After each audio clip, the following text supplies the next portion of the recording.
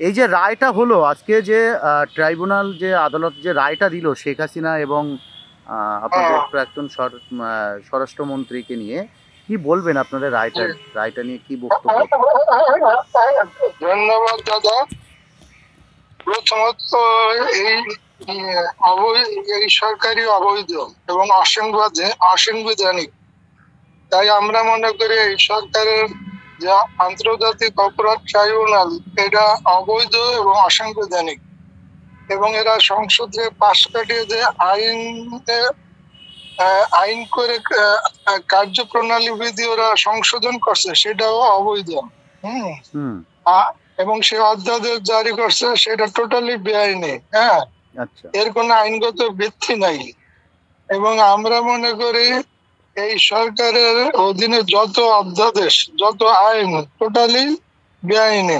এবং আমরা এটা মানি না, এবং বাংলাদেশের জনগণ মানে না। এবং এটা আমরা মনে করি এটা একটা ফরমাইশি রায়, এবং বাংলাদেশের জনগণ এটা ঘৃণা করে প্রত্যাখ্যান করে।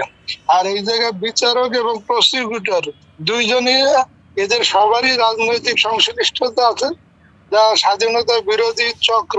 এবং এরা মূলত মহান মুক্তিযুদ্ধের 30 লাখ শহীদ, 2 লক্ষ নির্যাতিত মা বোনের জন্য বঙ্গবন্ধু 73-এর অধ্যাদেশ জারি করে যে আন্তর্জাতিক অপরাধ ট্রাইব্যুনালটা গঠন করেছিলেন 30 লাখ শহীদের বিচার, সেই একই আদালতে এই ধরনের বিচার কোনো মতেই হয় না। তাই আমরা এই দাবিকে পুরোপুরি প্রত্যাখ্যান করছি, এবং বাংলাদেশ সাধারণ জনগণও প্রত্যাখ্যান করে। আমরা জনগণকে সাথে নিয়ে এই অবৈধ সরকারের যতক্ষণ না পর্যন্ত এরা এই অবৈধ ইউনূস সরকার না হটানো পর্যন্ত আমাদের আন্দোলন চলবে, এবং জনগণের গণতান্ত্রিক অধিকার ফিরিয়ে আনা পর্যন্ত আমাদের আন্দোলন চলবে।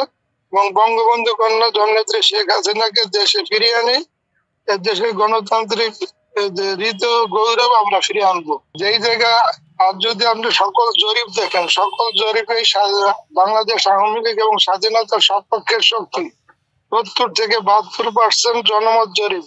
এই জরিপে এই 70-72% জনগণকে বাইরে রেখে একটা সঠিক নির্বাচন সম্ভব না, এবং জনগণও এই যে তথাকথিত ফেব্রুয়ারি নির্বাচনকে প্রত্যাখ্যান করবে ইনশাল্লাহ।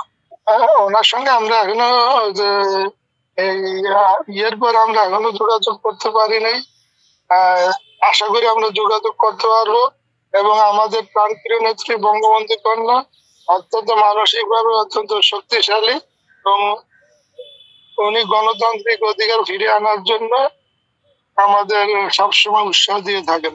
বাংলাদেশের জনগণের জন্য বার্তা, আমরা মনে করি এই অবৈধ অসাংবিধানিক দুর্নীতিবাদ ইউনূস যে মহান স্বাধীনতার বিরোধিতাকারী, তাদেরকে হটিয়ে বাংলাদেশের মহান মুক্তিযুদ্ধের সরকার ফিরিয়ে এনে গণতান্ত্রিক প্রক্রিয়াকে ফিরিয়ে আনাই আমাদের আলটিমেট লক্ষ্য।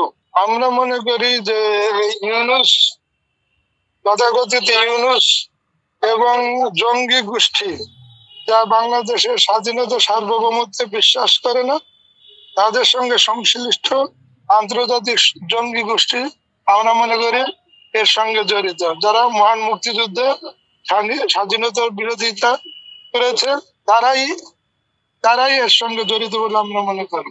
পাকিস্তান বা আমেরিকা কি জড়িত আছে? তবে যে আমেরিকা জড়িত আছে কিনা বলতে পারবো না, তবে পাকিস্তান যে সরাসরি জড়িত এবং জঙ্গি গোষ্ঠীরা যে সরাসরি জড়িত, তার প্রমাণ এই যে 5ই আগস্টের পরে তাদের সঙ্গে বর্তমান জঙ্গি সরকারের যে সংশ্লিষ্টতা, তা তাই প্রমাণ করে।